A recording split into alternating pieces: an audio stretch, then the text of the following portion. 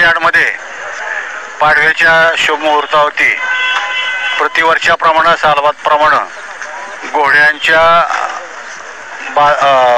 खरेदी विक्रीचा बाजाराचं उद्घाटन या ठिकाणी राज्याचे माजी उपमुख्यमंत्री आमच्या सर्वांचे आवडते नेते माननीय विजयदादा साहेब यांच्या हस्ते या ठिकाणी झालेला आहे।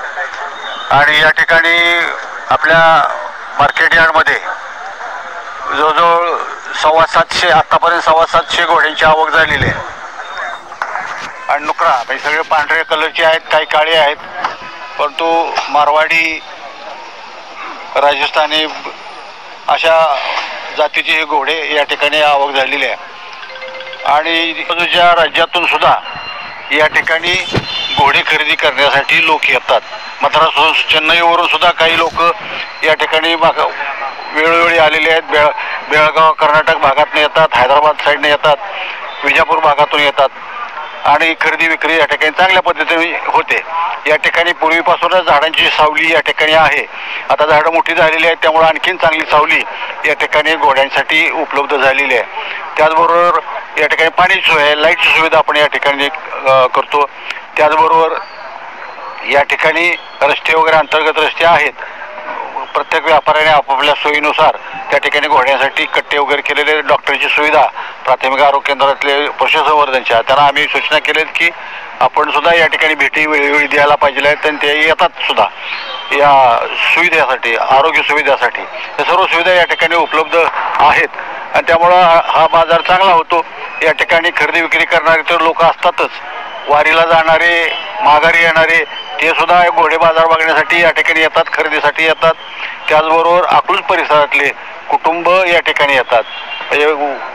लहान मुलांना घोडे बघण्याची आवड असते आणि त्यामुळं ते आग्रह करतात आपल्या पालकांना, बाबा आम्हाला घोडे बाजार बघायचा आहे, घोडे बाजार। लहान मुलं मुली उपलब्ध, लहान मुली सुद्धा या ठिकाणी कुटुंब या ठिकाणी पाहायला येतात, त्यांना पर्यटन या ठिकाणी झालेलं आहे। आणि या ठिकाणी चारा सुद्धा उपलब्ध आपल्या अकलूज भागामध्ये आहे आणि गवत मिळतं व इतर वैरणी या ठिकाणी मिळतात। भुसा वगैरे जे काही खुराक आवश्यक आहे ते या ठिकाणी मिळतं।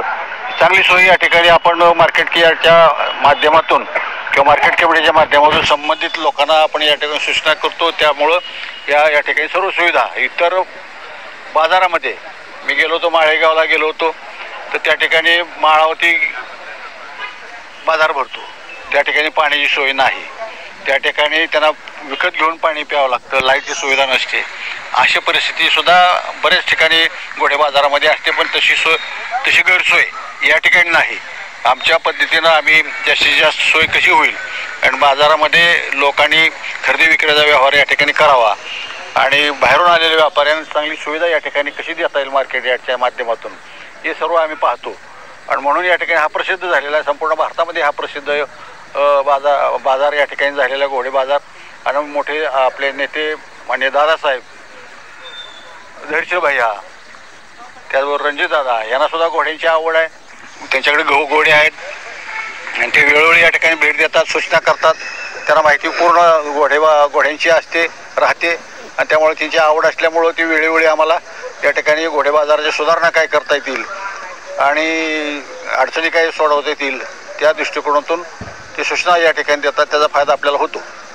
आता मागच्या काळामध्ये सुरुवातीला या ठिकाणी घोड्यांच्या शर्यती, ट्रॉटिंग म्हणतात त्याला, म्हणजे पळवायचं नाही, ट्रॉटिंग चालण्याचं, फास्ट चालण्याची स्पर्धा या ठिकाणी घेत होतो आपण, पण जागेअभावी या ठिकाणी त्या आपण घेऊ शकलो नाही, कारण पेट्रोल पंप झाला त्या ठिकाणी थोडी जागा, रस्त्याचे अडचण त्या ठिकाणी आले, त्यामुळे ते थांबलेलं आहे।